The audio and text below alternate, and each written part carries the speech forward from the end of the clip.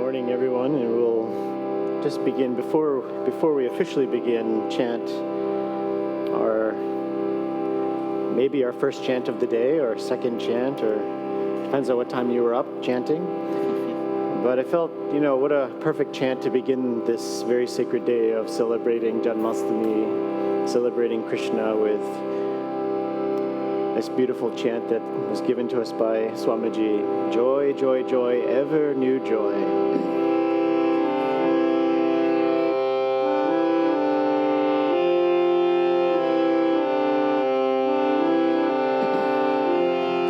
And I invite you to sing along as we open up this day with our hearts open and our minds saturated with the thought in love of Krishna, of Babaji. Joy, joy, joy, ever new joy, joy, joy, joy, joy, joy, ever new joy, joy, joy, joy, joy, joy, ever new joy, joy, joy, joy, joy, joy, ever new joy, joy, joy, joy, joy, joy, ever new joy, joy, joy, joy, joy, joy, ever new joy, joy, joy, joy, joy, joy, ever new joy, joy, joy, joy, joy, joy, ever new joy, joy, joy, joy, joy, joy, ever new joy, joy, joy, joy, joy, joy, ever new joy, joy, joy, joy, joy, joy, ever new joy, joy, joy, joy, joy, joy, ever new joy, joy, joy, joy, joy, joy, ever new joy, joy, joy, joy, joy, joy,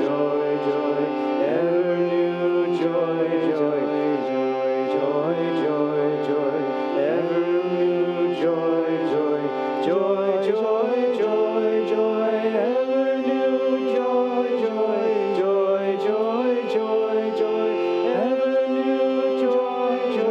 joy, joy, joy, joy, ever new joy, joy, joy, joy, joy, joy, ever new joy, joy, joy, joy, joy, joy, ever new joy, joy, joy, joy, joy, joy, ever new joy, joy. Ananda, Ananda, Nitya Navi, Ananda, Ananda, Ananda, Nitya Navi, Ananda, Ananda, Ananda, Nitya Navi, Ananda, Ananda, Ananda, Nitya Navi, Ananda, Ananda, Ananda, Nitya Navi, Ananda, Ananda, Ananda,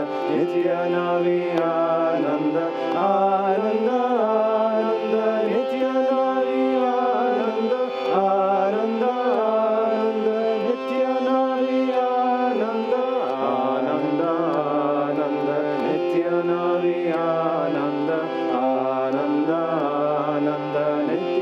Navi, Ananda, Ananda, Ananda, Nitya Navi, Ananda, Ananda, Ananda, Nitya Navi, Ananda, Ananda, Ananda, Nitya Navi, Ananda, Ananda, Ananda, Nitya Navi, Ananda, Ananda, Ananda, Nitya Navi, Ananda, Ananda, Ananda, Nitya Navi, Ananda, Ananda, Ananda, Nitya Navi, Ananda, Ananda, Ananda, Nitya Navi, Ananda, Ananda, Ananda, Nitya Navi, Ananda,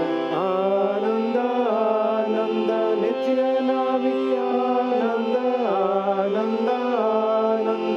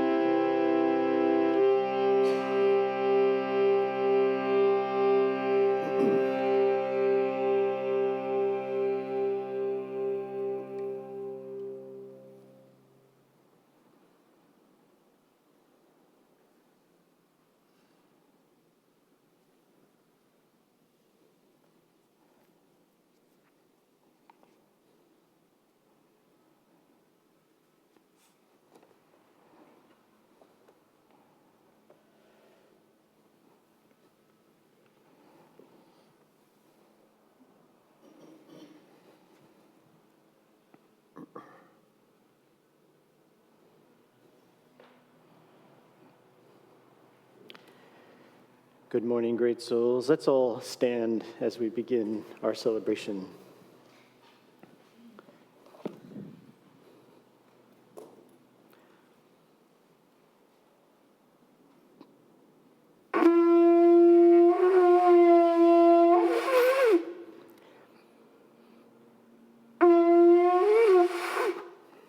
I'm praying deeply here.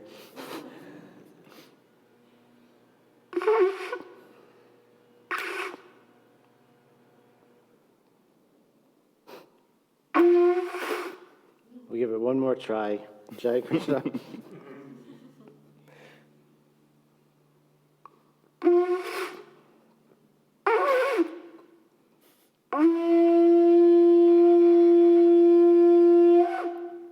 Jai Krishna.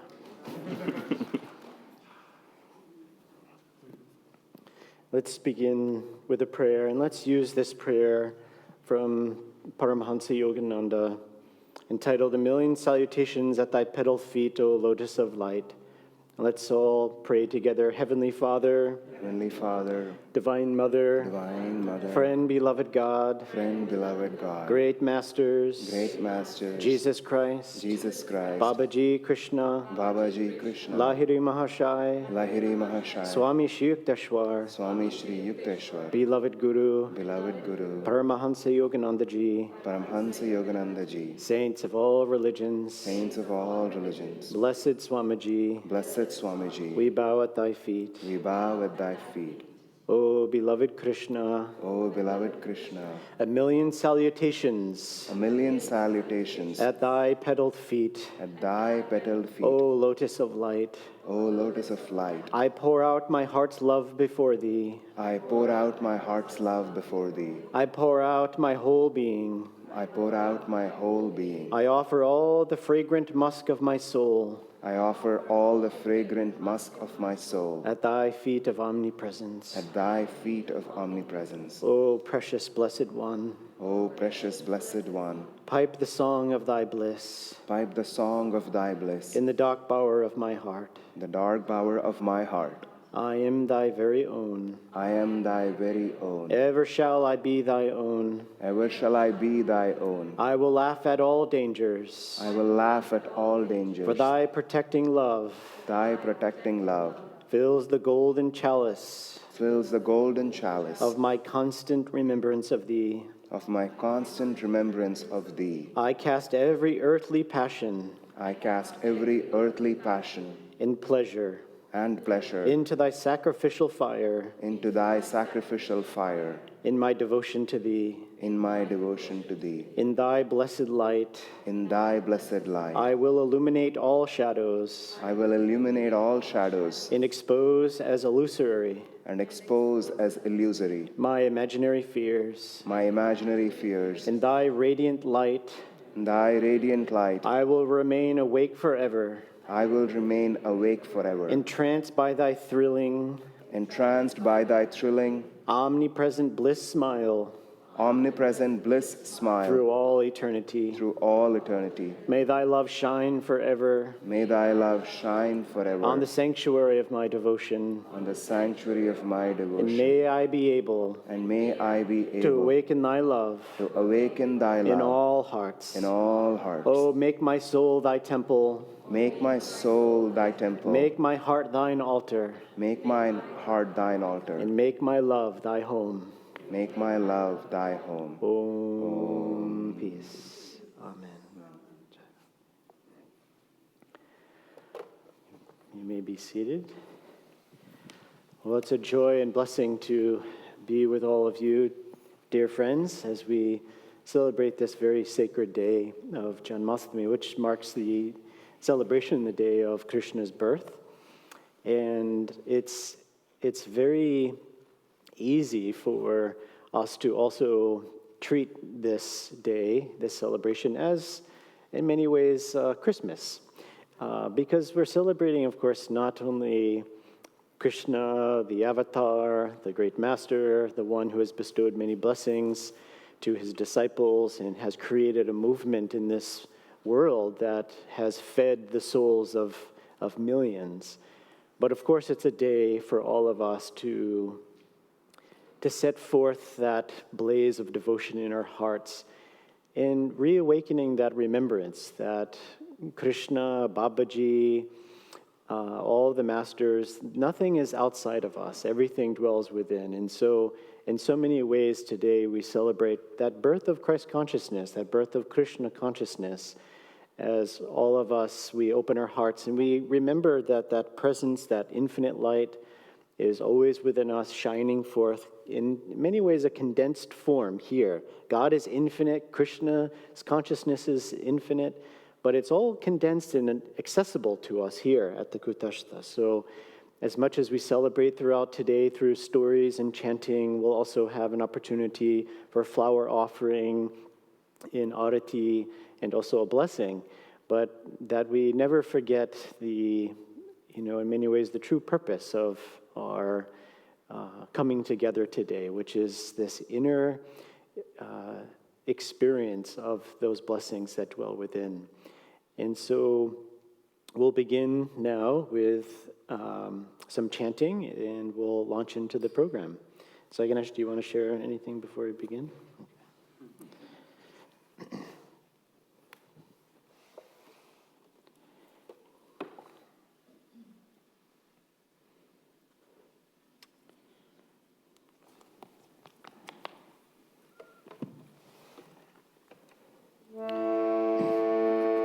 So let us chant the Maha Mantra that Swami Kriyananda wrote the music to this very sacred mantra, singing to Krishna Rama.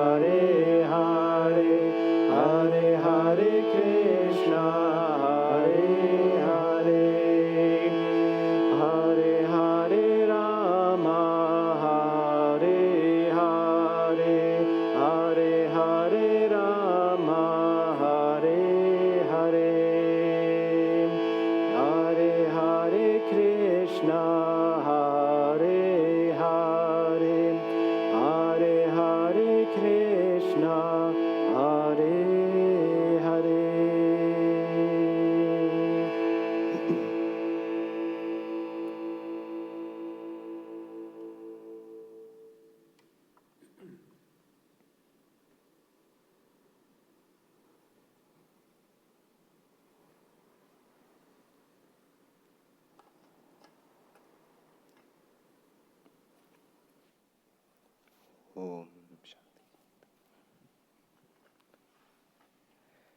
Good morning, everyone. The Indian holidays are almost the celebrations that we have in the Indian tradition are so much more overt in some ways. The colors, the flowers, the rituals, every holiday comes with its own sets of desserts that you make, or how you honor a particular deity. It gets very detailed, and it's a lot of fun. I'm looking at the audience. Many of you grew up with these traditions, and for some of you, it may be new, but it might still be joy-producing. Here we are today celebrating Krishna, who in a way is one of the gurus of this lineage, because Yogananda said Krishna was that same soul who later incarnated as Babaji. That's how he prayed to Krishna.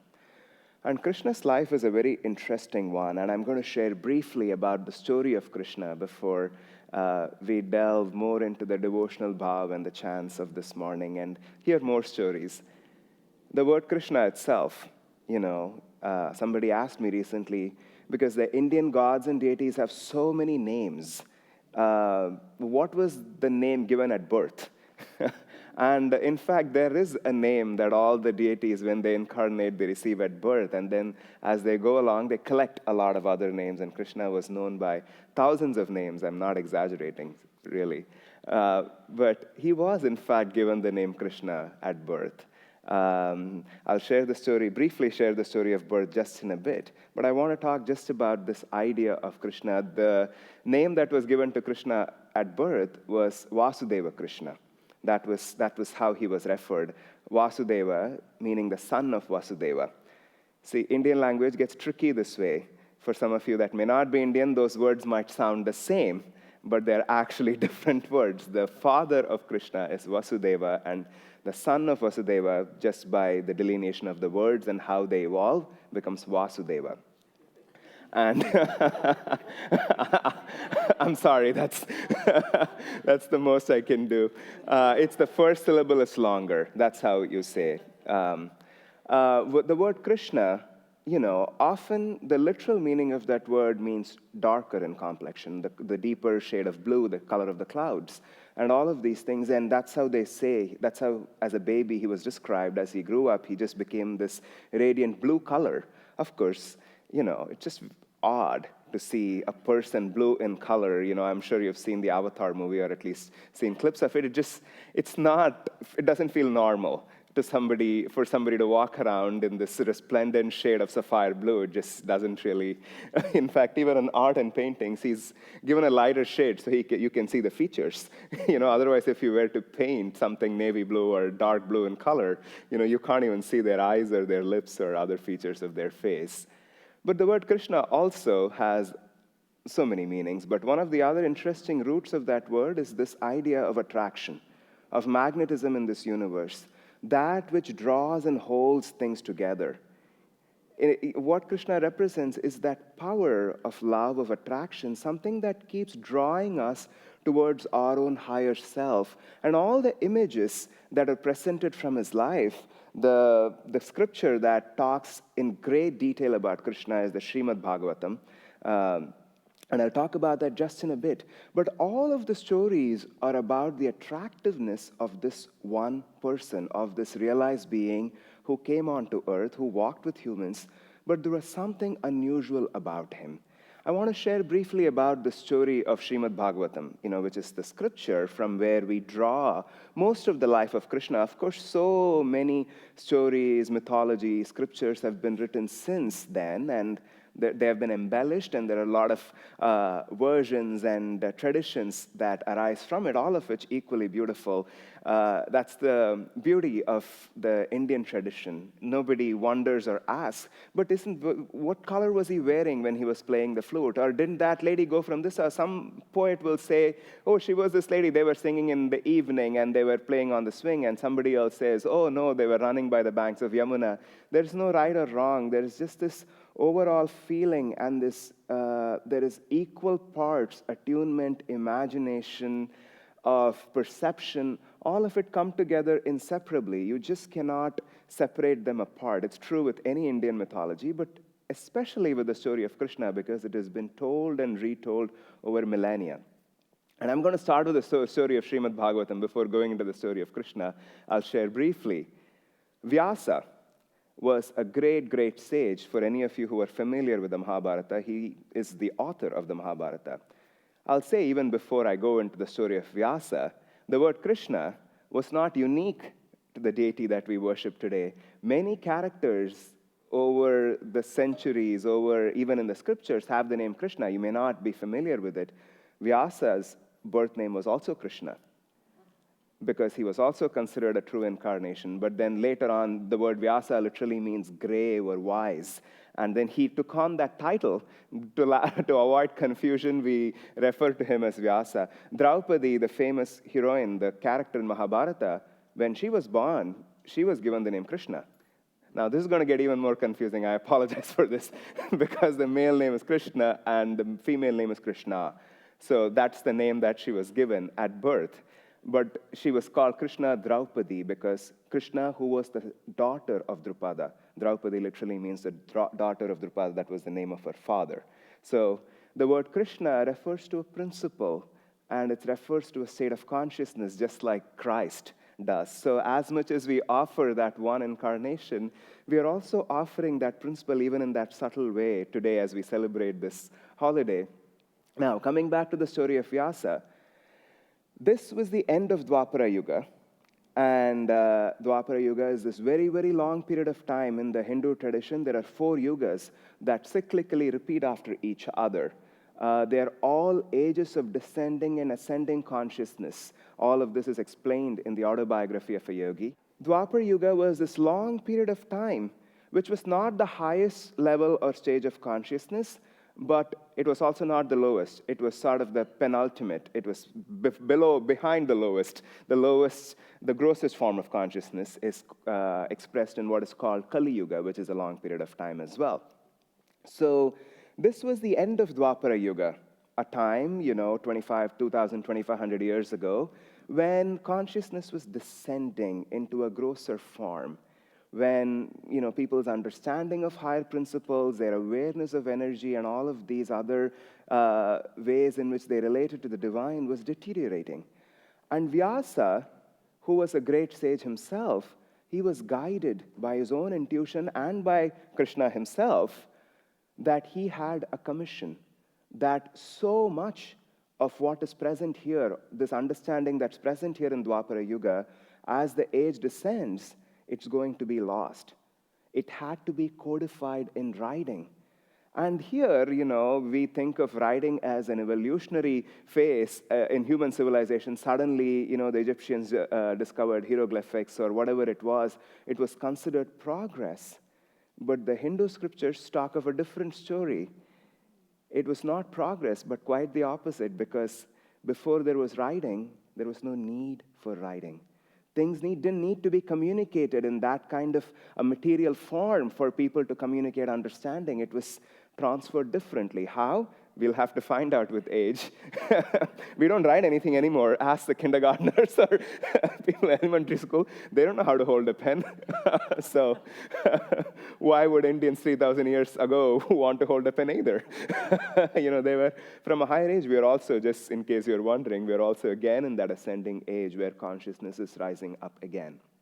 But going back to the story of Vyasa, the age was descending and Vyasa felt this call, and he was asked not just to write, but to codify all of this great understanding of the Vedas, of the Upanishads, of the Puranas, the mythology, the history. All of that needed to be written down in manuscripts, because so many in this world will not have the awareness or the capacity to receive it through any other form of transference. And it needed to be preserved for future generations. So Vyasa decided to seclude. He decided to go to the highest mountains of the Himalayas, beyond Badrinath. Badrinath today, it's like a beautiful hill resort, but back in those days, it was just snow-covered, even in summer months. It was just so desolate and so secluded, just the silence along with the flowing brooks. Even today, you can go beyond Badrinath, about a couple of miles from Badrinath, the last village before the border to Tibet begins. There's this small village called Mana. At that time, it was called Manibhadrapuri in the scriptures. Later on, all of these things, in colloquial terms, they take on different names. And Vyasa came to this place. It was not a village at that time. It was just this small little, meadow by the river, by the Saraswati River that you can still hear when you go there. And he started writing.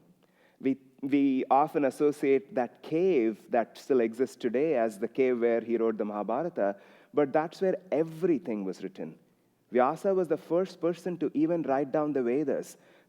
We talk about the Vedas. Nobody really reads the Vedas because it's just that high state of consciousness that we need to rise up to understand, whereas we read stories like the Mahabharata and the other Puranas that have so many more teachings for us. He was the first person. He started by writing the Vedas. He started putting them in written form to actually solidify, condense this consciousness into words that could be expressed for the sake of future generations. And then he started writing one by one all the Puranas. He's in fact, the word Vyasa is just half of his name, just like we say Lahiri, or we use parts of people's name. His name was Veda Vyasa, which literally meant the wise one who actually formed the Vedas. He didn't write the Vedas, he wrote the Vedas, but he didn't write the Vedas like he didn't claim authorship for them because he was not the source of these Vedas. They all came from a high state of consciousness and that existed amongst the sages and rishis before Vyasa. And he was now presenting it in order for the future generations to receive them. And then the great sage Narada, who sort of exists in all the yugas. He is this divine sage who sometimes touches upon the earthly plane, plays his Leela or the divine play, interacts with humans, and then he walks away. Nobody knows where he lives. They say he's a wanderer. He's constantly going through all the worlds, including the heavens. And he comes and meets Vyasa. You're writing the Vedas and all these other scriptures. They are part of practice. You need to be initiated. You need to do fire ceremonies in order to tune into these high states of consciousness. You need to chant. You need to really know how to practice. You need a guru to even receive it. What about those that don't have a guru? What about those who may not have an initiation? What about them? How can you communicate dharma to all of them? And then Vyasa decided, he felt this intuitive conviction that he needed to write the story of the Mahabharata. The Mahabharata is this great, great battle that took place during the lifetime of Vyasa. And Krishna sort of presided over this whole story. He was not by any means the main character of the story. He's perhaps the most important one for us, along with his disciple Arjuna. But he was just one of the characters. But he was God incarnate in that story. There's no doubt about that.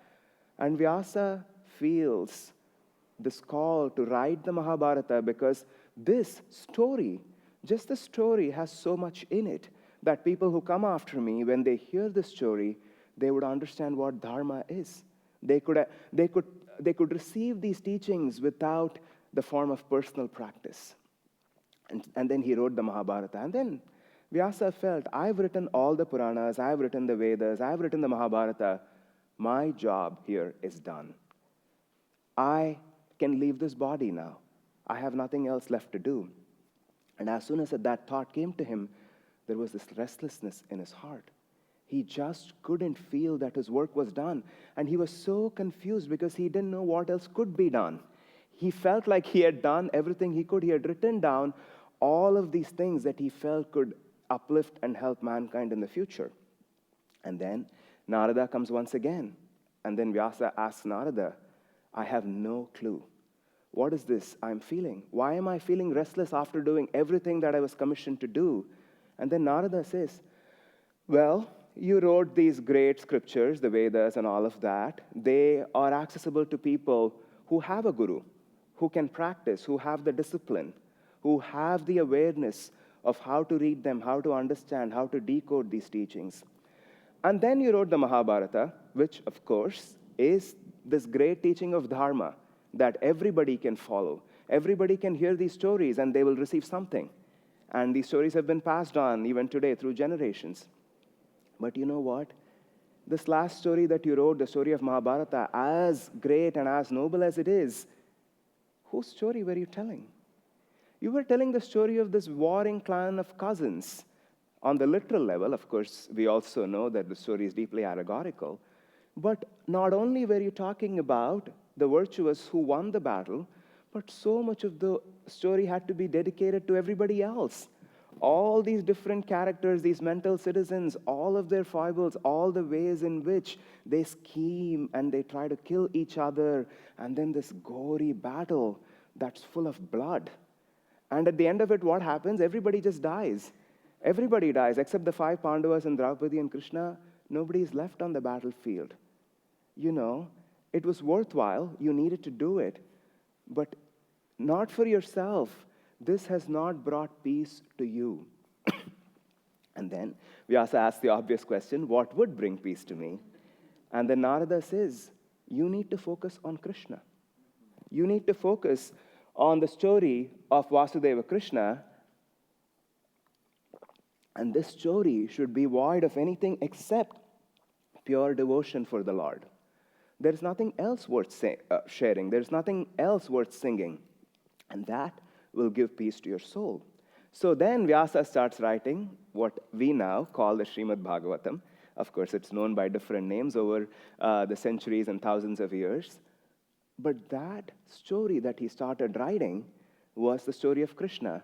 This book, the Srimad Bhagavatam, it's not as big as the Mahabharata. I would say Mahabharata is the longest, largest epic poem in the whole world. It has, believe it or not, 100,000 verses. Srimad Bhagavatam is probably 1/5 as big. It's still very, very big. It has 12 chapters, and I'm not sure how many, maybe 20,000 verses or so. Still a really, really large scripture. And Vyasa starts telling the story of Krishna. He starts telling the story of devotion. He starts telling how devotees relate to Lord.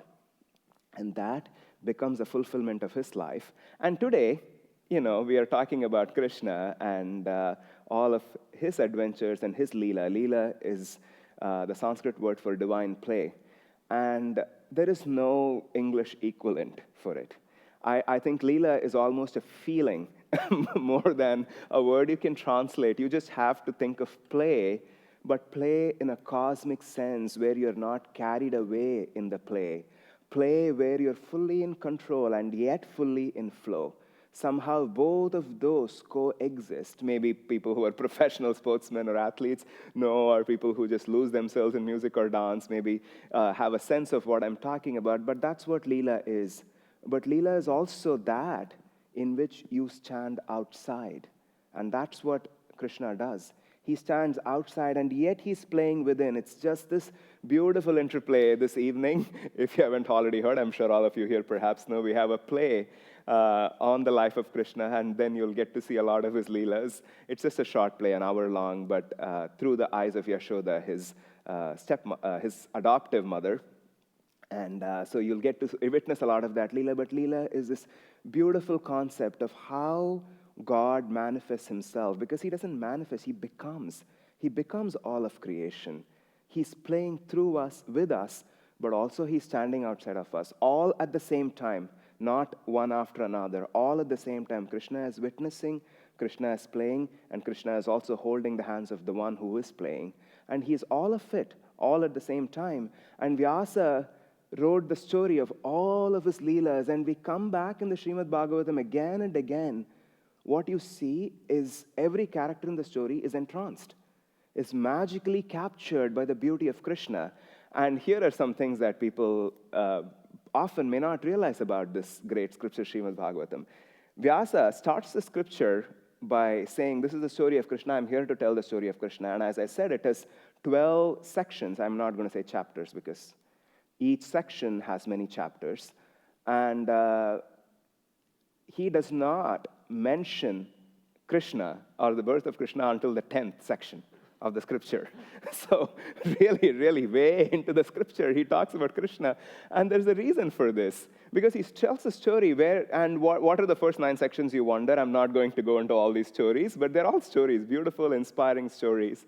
These are all stories of devotees, starting from Satya Yuga, through all the yugas of Dhruva, of Prahalada, of Ajamila, all of these great devotees and saints, because you need to know how to relate to him.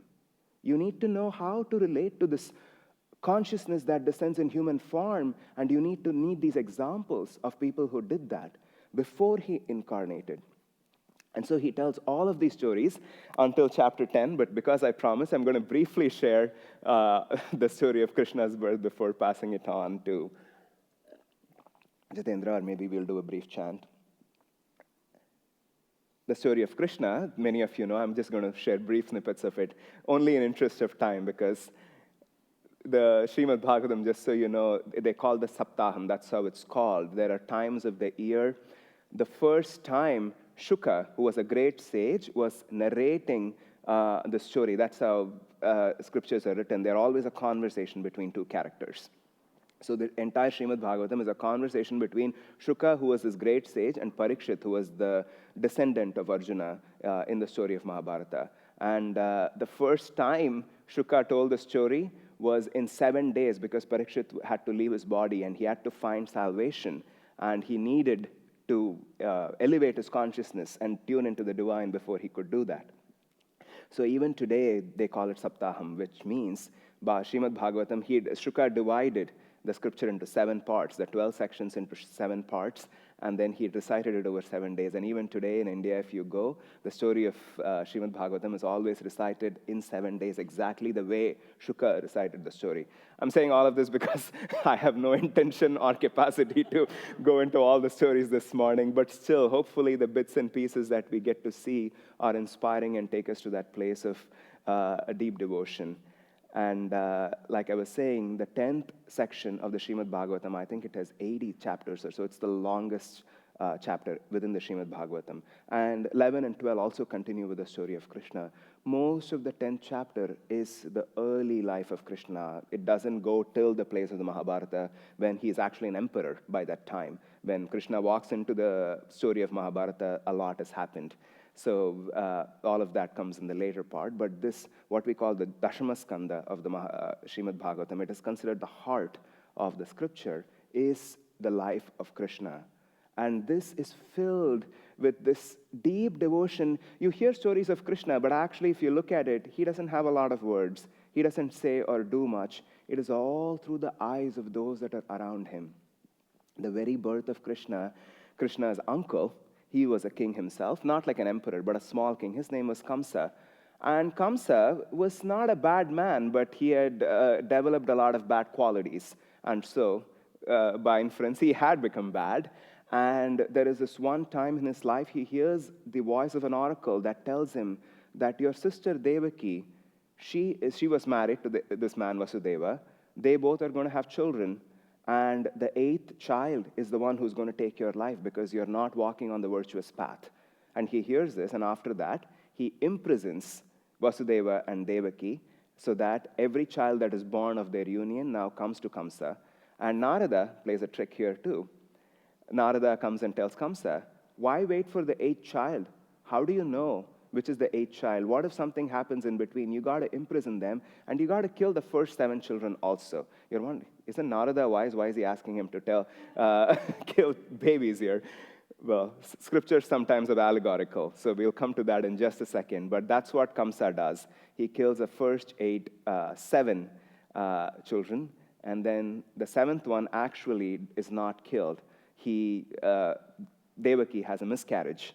But what truly happens is the gods carry the flame of her womb and transfer it to the womb of another lady named Rohini, who is living near Vrindavan. And so that becomes Balarama, who is the elder brother of Krishna. They're not actually related by their parents who raised them, but they're related because of their birth parents. And then the 8th child is Krishna, who is born. And Krishna is carried in a basket. This is the time of the year. For those of you watching news, especially if your family is in India, there's monsoon everywhere. There's floods and water. And that's exactly what was happening. The sky was pouring, and the Yamuna River was flooded. And even today, you see Mathura is on one side. Mathura, the city where Krishna was born, is on one bank of Yamuna. And on the other side is this small little town called Gokul. We don't talk about Gokul. We always talk about Vrindavan. I'm going to talk about why just in a bit when I come in the next section. But Gokul was the place where this pious couple lived. They were not like kings, but they were landlords who had a lot of cows. Nandagopa and Yashoda, they lived there. And then as soon as this baby was born, Vasudeva feels his intuition to carry this baby on his head in a basket, and the river parts. The snake shelters the baby from the rain, and he takes this baby and deposits in the crib of Yashoda. And Yashoda also just had a baby, which is brought back so that Kamsa gets to see a baby, so that Vasudeva isn't penalized. But I'll end with this one small snippet, which is Krishna was such a complete incarnation. That's how the scriptures define him. And you ask, what is a complete incarnation? It's beyond my actual experience or realization to talk about it. So I'll just share what the scriptures say, because there are many kinds of incarnations.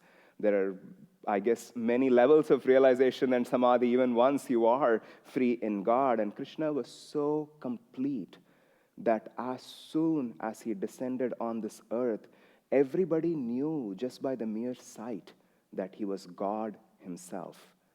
God had incarnated. What does that mean? It means that his consciousness was so pure. He looked so human. You think about it, the Indian mythologies obviously are so magical, and you feel like you're reading Arabian Nights or some kind of a fable. But we are actually talking about a person that took a human birth, that was born of a mother and father, and who played games. So we have to understand that this is a real story on some level, but then this is also pure divinity walking amongst us. When Vasudeva sees, Vyasa so beautifully describes it in Srimad Bhagavatam. He says, Tam balakam, tam adbhutam balakam, which means Vasudeva was beholding this child, and he notices this newborn child. That's what Vyasa says, this newborn child. And those of you that are parents or even seen newborn childs, they're tiny. They're really, really small, like shockingly small. They grow a lot even in the first few weeks. And so Vasudeva was holding this newborn baby, and he says, this is an unusual newborn. And then Vyasa goes to say, Vasudeva then sees, the verses are not coming to me right now, but he says, this child, this newborn, had 4 arms in which it held the discus and the conch and the mace and the lotus flower. It had long hair flowing that spread all across the universe. It had this radiant crown, and it was bedecked in jewels. It had this beautiful yellow silk draping. And Vasudeva was just holding this baby and wondering how unique this baby is. And you read this verse from Srimad Bhagavatam. What are you talking about? You just said it's a newborn baby, and then you just said, this baby has 4 arms, and his hair is flowing all across the universe, and he's holding a lotus flower and a mace and a conch and a discus, and bedecked in jewels and a large crown on its head. How is that possible? When Vasudeva saw Krishna, he had this cosmic experience. He was seeing on the physical plane this newborn baby, but in his own heart, he could intuitively perceive, not necessarily also, of course, Vasudeva was great, but not even because of his inherent greatness, but because of the greatness of this child, of this baby, that this was none other than the great Lord Mahavishnu, the God himself, Supreme Consciousness, that was playing this Leela, that somehow had entered this newborn baby that he was going to carry across Yamuna.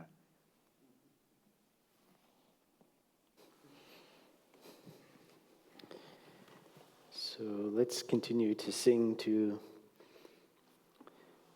Krishna, and let's chant this very traditional chant. Saiganesh, do you want to describe a little bit of Shri Krishna Govinda Hare? So this chant that we will chant right now, it's set to music in many ways. This verse is actually from the Mahabharata. All the characters in the Mahabharata, Draupadi, Kunti, many characters, let me say, they all related to Krishna as their guru. Many in the story saw Krishna as God. Arjuna was obviously the greatest disciple that we hear of. Kunti also was such a devoted disciple, and before the war, she, extols Krishna. She meets him, and she prays to him with all these hymns. And this verse, which you may actually be familiar with, is actually from the Mahabharata. It's Kunti's prayer to Krishna.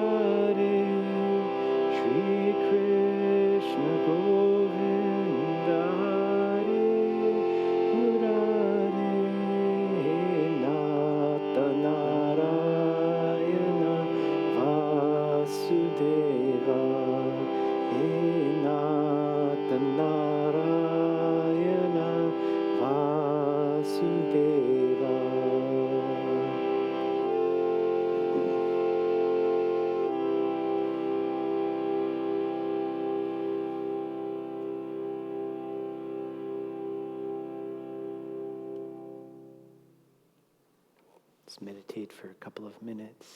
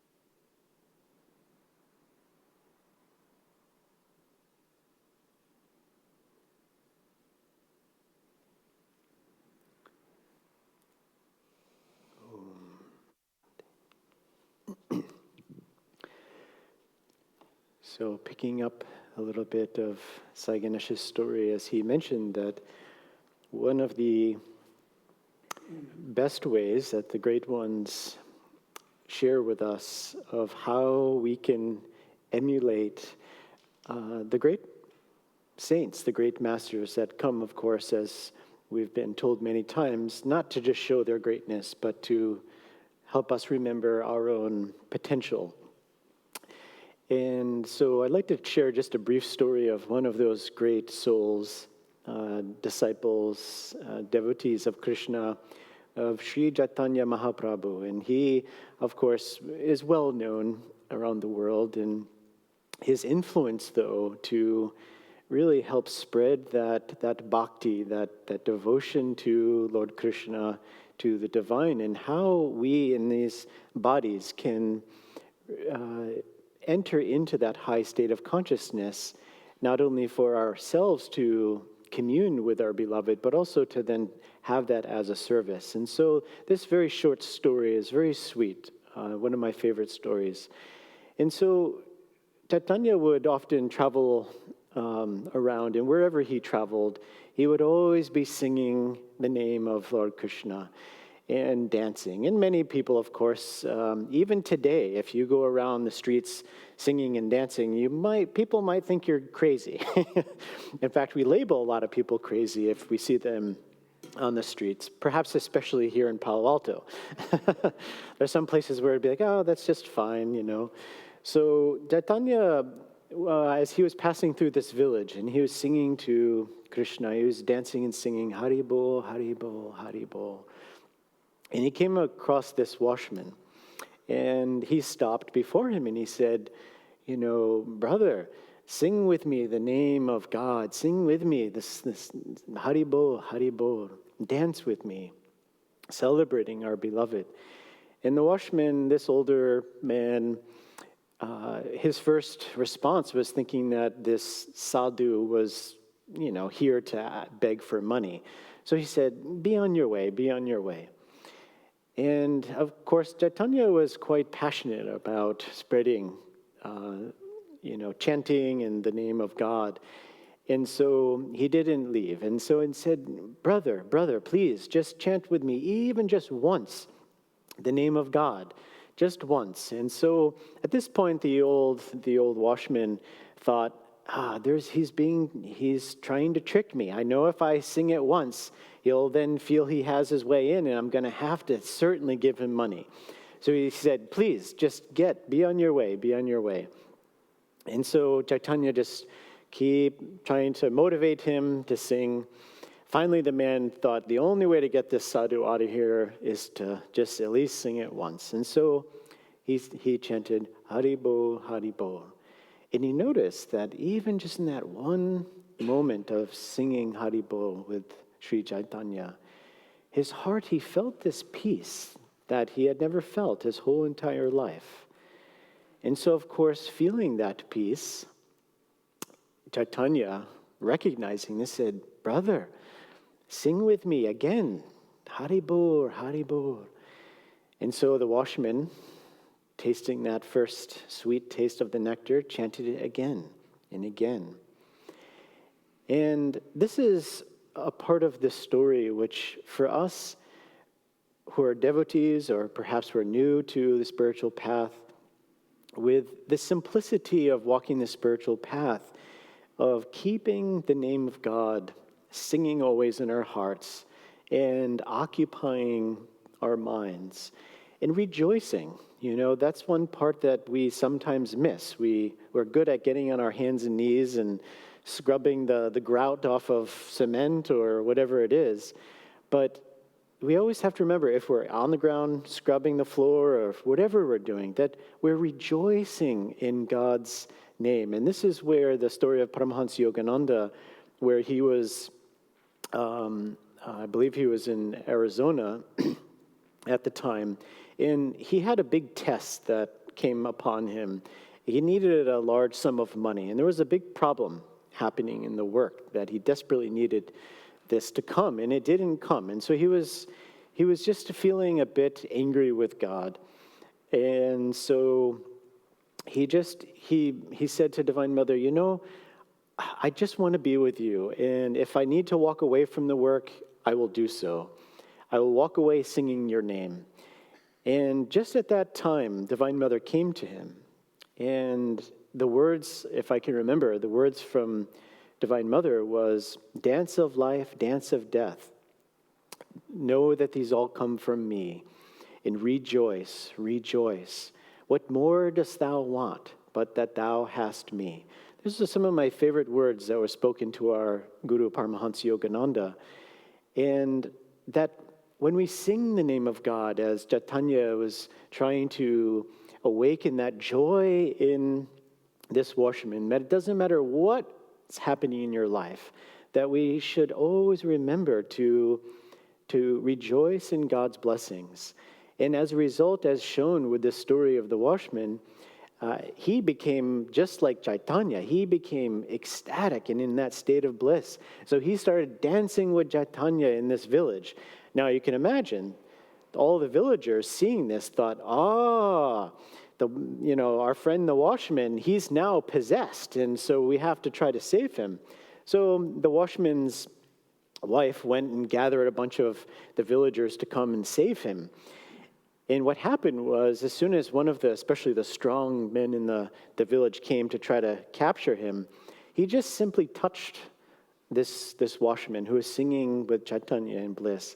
Now that gentleman, by just touching this washerman, he himself got infused with this experience of divine love, and he started chanting and singing, Hari Bol, Hari Bol, Hari Bol. And you can see what happened. Pretty soon, the whole village was dancing and singing, Hari Bol, Hari Bol, Hari Bol. But that's the power of divine love that flows constantly into this mortal frame. And as we sing the name of God, as we infuse our consciousness in our hearts through our practice of meditation, through our service, that we become these healing body batteries, that Guru's grace, Divine Mother, Lord Krishna flows in that magnetism. But more than anything, as we know so beautifully, if we read the Holy Science, which goes deep into talking about the yugas, as Saiganesh alluded to, and going into some deep teachings on the universality of all religion and taking up some pretty big topics. And after all of it was written in the Holy Science, at the very end, what does Sri Yukteswar write as the beginning of the last chapter? Anyone know that quote that he quotes the poet? Does anyone remember? Take one step. You can't go forward one bit on the path to self-realization without devotion. That's a part of it, yes. But he quotes an actual poet. Does anyone know? He basically says, love is the beginning and the end. Love rules the court. So after all of this complex, deep teachings, this is what he comes back to. And so let's just remember, no matter how much we get entangled with our karma or this journey that we're on, to always try to remember that power of divine love when we offer ourselves at the feet of Krishna, as we offer ourselves to the Guru's feet, to Divine Mother, that flow of love that comes in response to our soul call. And that response not only blesses us, but everyone whom we come in contact with receives that blessing. So let us all together rejoice, singing Haribol together. So I invite you all to stand up. If you feel to dance, dance, or not, but that's fine too. But let's feel that joy as we celebrate the blessings of Krishna, chanting Haribol. And at some point you can sit down and interiorize the chant more. And if you, of course, feel the clap and rejoice in whatever way feels expansive.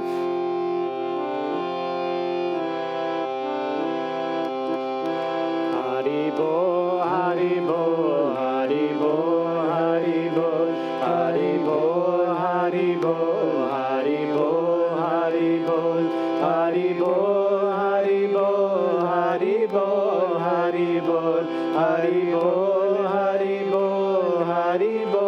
Haribol, Haribol,